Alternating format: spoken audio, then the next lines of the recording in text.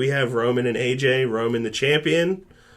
I assume still a face. I don't know. He's kind of a tweener, I guess. AJ Styles, the new number one contender. Shane puts a match out there with Sami Zayn getting his chance back that he lost last week to get put in a triple threat match at Payback. AJ against Sami Zayn. First time we've seen them in a WWE ring face off against each other. I know you were excited about that. Oh, yeah. They live up to your expectations? That was a low-key match of the year. That match was awesome. It was everything. It was everything that Shane said he was going to bring if he ever got control of Raw.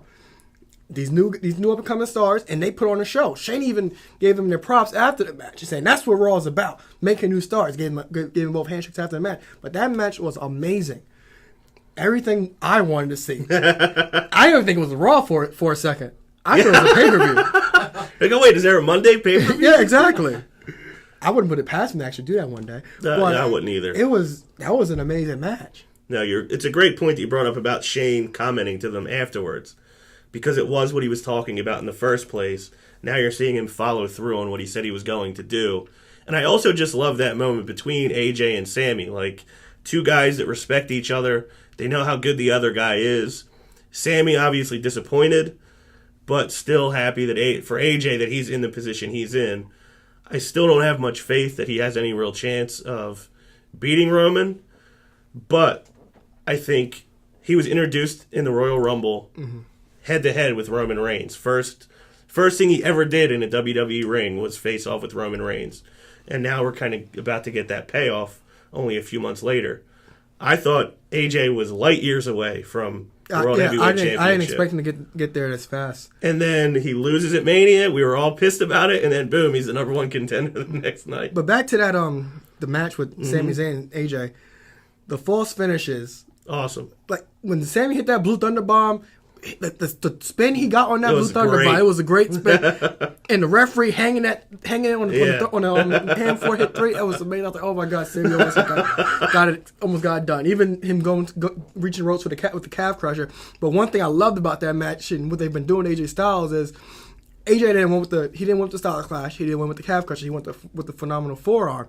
And what they're doing is they're showing that AJ Styles, even though they're signature moves, he can win with either move. Right. That's one thing they don't do with any superstars. Like how many times we see false finishes with super kicks and finishes by Ziggler, and it's always a 2 count. Yeah, you always know. Yeah, there's certain moves that never finish a match. Yeah, but with AJ, all his why moves, would that false finish? Why would you suspend your disbelief for that false finish, knowing it's never finished a match? Yeah, and now we know that AJ can get you with the phenomenal forearm, the calf crusher, or the Styles Clash. I also like that it didn't take multiple finishers. Yeah. Because that was actually one of my concerns with them. WWE has tended to get inspiration from the indies. I mean, a lot of the guys they have now have come from the indies. All their matches require 2-3 finishers to end a match, like the indies.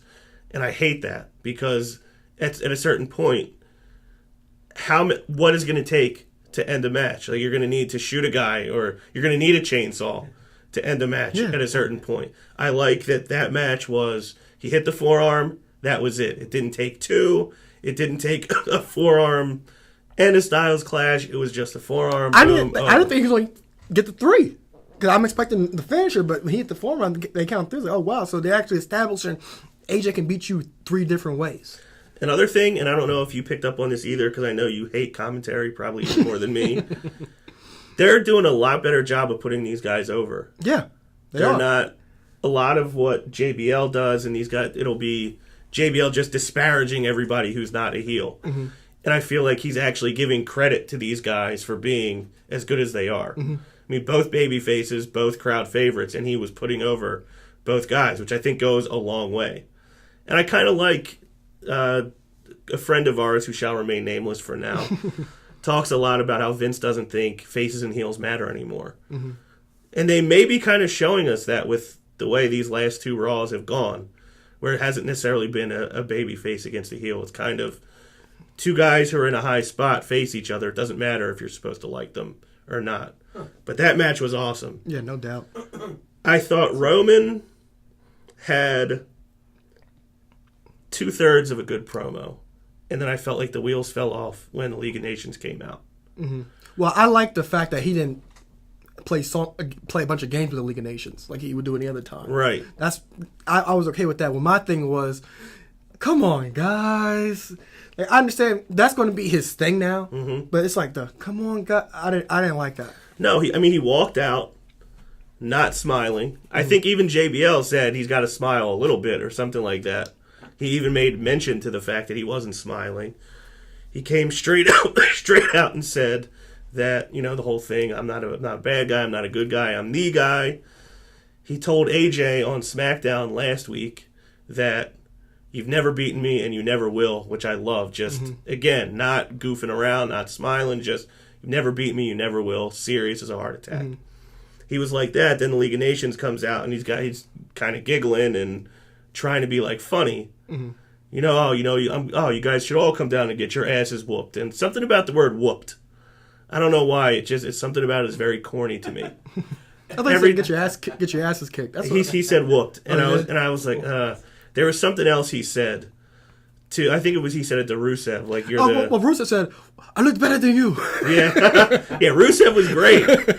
Yeah, I don't know. I feel like Roman needs to stick to the all business and not trying to get a laugh at all ever. Well, in that situation, Rusev kind of went after him and kind of get a laugh out of him. It kind of made Roman laugh, so it was okay for Roman to retaliate with some kind of humor. All right, I'll take that point. You swayed me on that. Then. Yeah.